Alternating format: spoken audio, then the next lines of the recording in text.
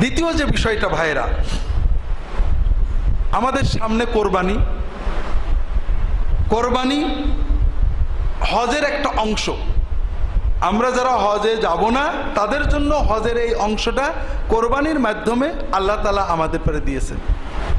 আল্লাহ কোরআন কারীমে বলেছেন, লা ইয়ানালুল্লাহু লুহুমুহা ওয়ালা দিমাউহা ওয়ালাকিন ইয়ানালুহু তাকওয়া মিনকুম। আল্লাহ রক্তও নেন না, আল্লাহর কাছে গোশতও যায় না, শুধু আল্লাহ অন্তরের নিয়ত তাকওয়া দেখেন। কাজে কোরবানির ক্ষেত্রে আমাদের নিয়ত, আল্লাহ তুমি হুকুম করেছো আমার আওলাদেরা খাবে, গরিবেরা খাবে, আত্মীয় স্বজন খাবে, আমি সওয়াব পাবো, এই চিন্তায় কোরবানি দিতে হবে। কোরবানি লোকে দেখবে, ছোট গরু দিলে মানুষে কি বলবে, একটু বড় দিতে হবে, অথবা গোশত যত বেশি আমি ঘরে ফ্রিজে রাখতে পারি অনেকদিন, এই চিন্তায় কোরবানি দিলে তো কোরবানি হলো না। কোরবানি আল্লাহর জন্য আমি ব্যয় করব, আমার সন্তান খাবে এটাও, গরিবেরা খাবে এটাও, আত্মীয় স্বজন খাবে এটাও, আল্লাহর হুকুম হিসেবে আমি পালন করব।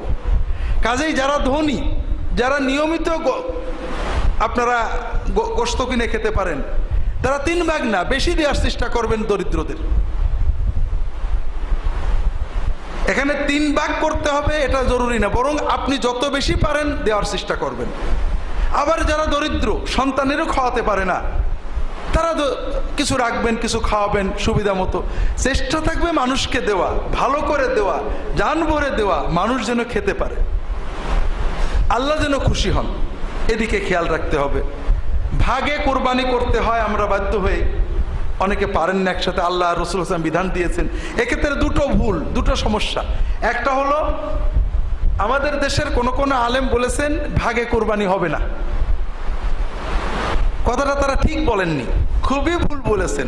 সৌদি আরবের আলেমরা এই মশলা শুনলে হাসে যে পেয়েছে কোথায় এগুলো। রাসূলুল্লাহ সাল্লাল্লাহু আলাইহি ওয়াসাল্লাম 7 জনে ভাগে কোরবানি দেওয়ার অনুমতি দিয়েছেন, সহিহ হাদিস।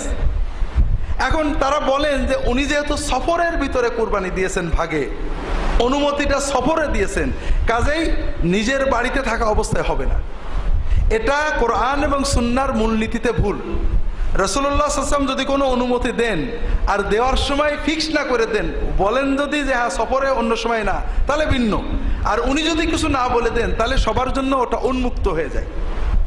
এজন্য ভাগে কোরবানি দেওয়ার ব্যাপারটা সহিহ হাদিসে আসছে, এবং বাড়িতে সফরে মুকিম অবস্থায় সকল অবস্থায় কুরবানি ভাগে দেওয়ার বৈধতার ব্যাপারে শাফিঈ, হাম্বলি, মালিকি, হানাফি ফুকাহাদের ইজমা আছে।